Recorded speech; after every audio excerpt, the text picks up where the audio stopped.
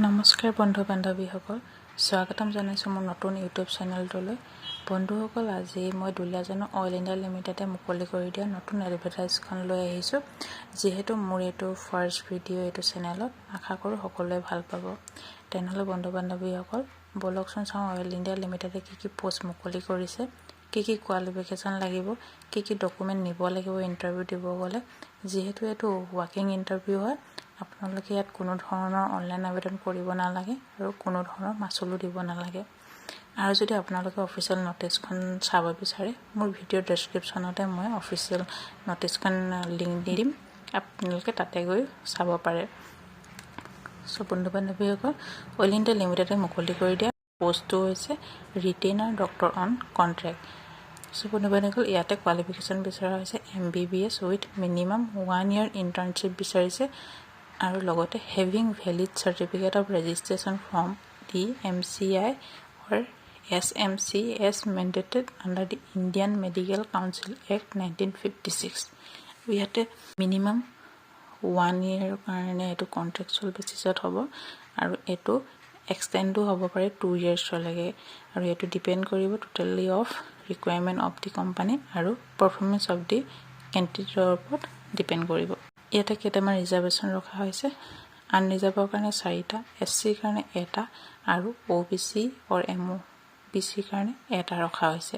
ইয়াতে as limit ৰখা হৈছে মিনিমাম 23 yearsৰ পৰা মেক্সিমাম 50 yearsৰ ভিতৰত এপ্লাই কৰিব পাৰিব।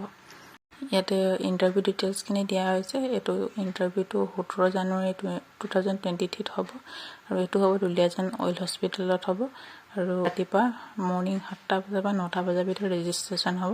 তো আপোনালোকে ৰাতিপুৱা 7টা বজাৰ পৰা 9টা বজাতে গৈ ৰেজিষ্ট্ৰেশ্যনটো কৰাই ল'ব লাগিব ইণ্টাৰভিউ দিয়াৰ আগতে। ইয়াতে দিয়া হৈছে candidate must bring the following original document while reporting for the interview. আপোনালোকে যেতিয়া ইণ্টাৰভিউ দিবলৈ যাব, তেতিয়া আপোনালোকে অৰিজিনেল ডকুমেণ্টখিনি লৈ যাব লাগিব আৰু কি ডকুমেণ্ট নিব লাগিব ইয়াতে দিয়া হৈছে। ইয়াতে কৈছে পাৰ্চনেল বায়'ডাটাখন লৈ যাব লাগিব আৰু ইয়াৰ ফৰ্মেটটো আপোনালোকে মোৰ ভিডিঅ'ৰ ডেছক্ৰিপশ্যনৰ যিটো অফিচিয়েল নোট দিছোঁ তাতে আপোনালোকে পাই যাব। সেইখনকে প্ৰিণ্ট আউট কৰি আপোনালোকে তাতে যিমানখিনি ডিটেইলছ বিচাৰিছে সেইখিনি গোটেইখিনি ফিল আপ কৰি আপোনালোকে সেইটো লৈ যাব লাগিব।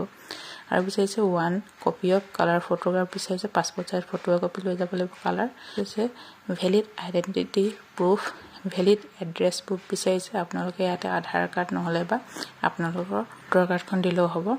তাৰপিছত বিচাৰিছে ডেট অফ বাৰ্থ চাৰ্টিফিকেট বিচাৰিছে। আপোনালোকৰ যদি ডেট অফ বাৰ্থ চাৰ্টিফিকেটখন নাই, আপোনালোকে ক্লাছ 10ৰ চাৰ্টিফিকেটখন দিলেও হ'ব।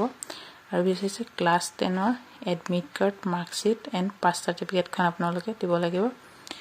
তাৰপিছত 6 নম্বৰতে বিচাৰিছে MCI SMC ৰেজিষ্ট্ৰেশ্যন চাৰ্টিফিকেটখন আপোনালোকে নিব লাগিব আৰু লগতে ইণ্টাৰ্ণশ্বিপ যেতিয়া কৰিছিলে তেতিয়া চাৰ্টিফিকেট নিশ্চয় পাইছে, সেই চাৰ্টিফিকেটখন আপোনালোকে লৈ যাব লাগিব। তাৰপিছতে বিচাৰিছে ভেলিড কাষ্ট চাৰ্টিফিকেট বিচাৰিছে if applicable, valid non creamy layer certificate বিচাৰিছে, ভেলিড ইনকম বিচাৰিছে, valid discharge book or service and release certificate for ex-servicemen বিচাৰিছে, non objection certificate from concern employer বিচাৰিছে। আপোনালোকে অলৰেডি যদি ক'ৰবাত কাম কৰি আছে তেতিয়াও আপোনালোকে যাব পাৰিব, কিন্তু তাৰ কাৰণে আপোনালোকে নন অবজেকশ্যন চাৰ্টিফিকেট এখন নিব লাগিব লগতে। আৰু লগতে কৈছে ইয়াতে a set of self attest photocopies of all applicable document. আপোনালোকে যিমানখিনি অৰিজিনেল চাৰ্টিফিকেট নিব সেইখিনি অৰিজিনেলখিনিৰ লগতে আৰু এটা জেৰক্স কপিও লৈ যাব আৰু জেৰক্স কপিৰ গোটেইখিনিতে আপোনালোকে এটা চহী মাৰি দিব। ইমানখিনি ইম্পৰ্টেণ্ট পইণ্ট আছিলে, সকলোখিনি ক'লোঁ। ইয়াতে যদি আপোনালোকে কিবা ডাউট আছে আপোনালোকে কমেণ্টত জনাব পাৰে, নহ'লে ভিডিঅ'ৰ ডেছক্ৰিপশ্যনত দি থোৱা লিংকটোত গৈও অফিচিয়েল ন'টিচখন পঢ়িও চাব পাৰে। যদি ভিডিঅ'টো ভাল লাগিল লাইক এণ্ড ছাবস্ক্ৰাইব কৰিব নাপাহৰিব। ধন্যবাদ।